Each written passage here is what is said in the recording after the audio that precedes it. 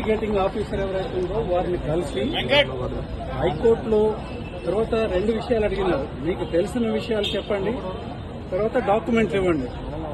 Documents అన్ని కూడా government తో ఉంటాయి.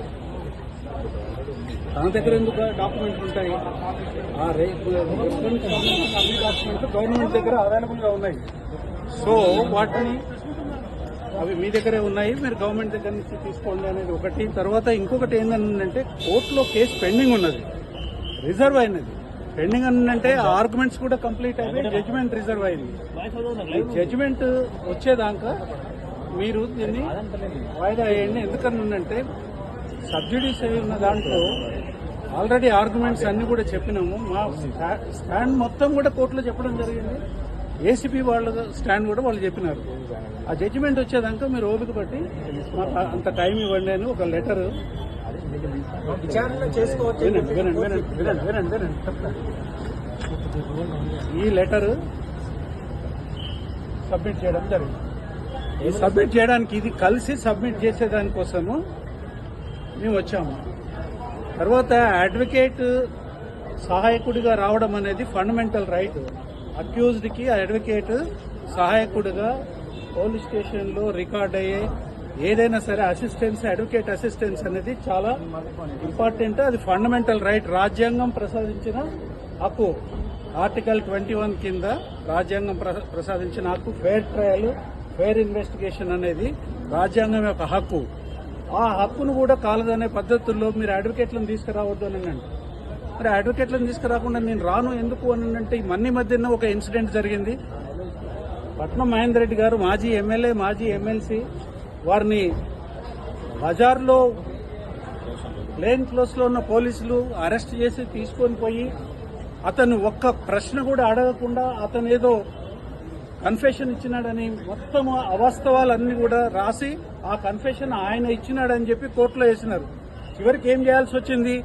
అందులో కేటీఆర్ గారి పేరు చెప్పి ఆ కన్ఫెషన్ తయారు చేసి ఒకటి ఫ్యాబ్రికేట్ చేసి కోర్టులో వేస్తే చివరికి ఆయన అది చూసుకొని నేను అసలు కన్ఫెషన్ ఇవ్వలేదు, నన్ను స్టేట్మెంటే తీసుకోలేదు అని అతను మళ్ళీ కోర్టు దగ్గర ఒక అఫిడవిట్ ఇచ్చి దాన్ని ఆ కన్ఫెషన్ ని డ్రాప్ చేయించినదే. ఆ సోకాల్డ్ ఫేక్ కన్ఫెషన్ ఏదైతుందో దాన్ని డ్రాప్ చేయమని పిటిషన్ వేయాల్సిన పరిస్థితి ఏర్పడింది. ఇవాళ అది జరగకూడదని ఏమున్నది? లోపలికి పోకుండా వస్తే అది ఏసీపీ విచారణకు అగెన్స్ట్ కదా? కాదు. అడ్వకేట్ వెళ్ళొచ్చు. కోర్టులో అనేక సందర్భాలలో ఇట్లా రిఫ్యూజ్ చేసినప్పుడు మేము కోర్టుకు పోయి డైరెక్షన్స్ తీసుకుని అడ్వకేట్ అసిస్టెన్స్ విచారణ సందర్భంలో ఉన్నది. ఎందుకనంటే ఒత్తిడి చేయకూడదు, తర్వాత లేనిది రాయకూడదు, తను చెప్పంది కూడా చెప్పినట్టుగా రాయకూడదు. వీటన్నిటికీ అడ్వకేట్ అసిస్టెన్స్ అవసరం. విచారణకి పోయి కోఆపరేట్ చేయడానికే కదా మేము వచ్చింది ఇక్కడికి. వాట్ నెక్స్ట్ అనేది వాళ్ళు చెప్పాలా. వాట్ నెక్స్ట్ అనేది ఇప్పుడు మేము ఇవ్వాల్సిన లెటర్ మేము ఇచ్చినాము. తను స్వయంగా వచ్చి ఇచ్చేదానికోసమే తను వచ్చినాడు. మరి తనను అలో చేయలేదు, అడ్వకేట్లను కూడా అలో చేయలేదు. ఏం అవసరం అండి? ఒక అథారిటీకి లోపలికి రానిస్తే ఏంటి ఇబ్బంది?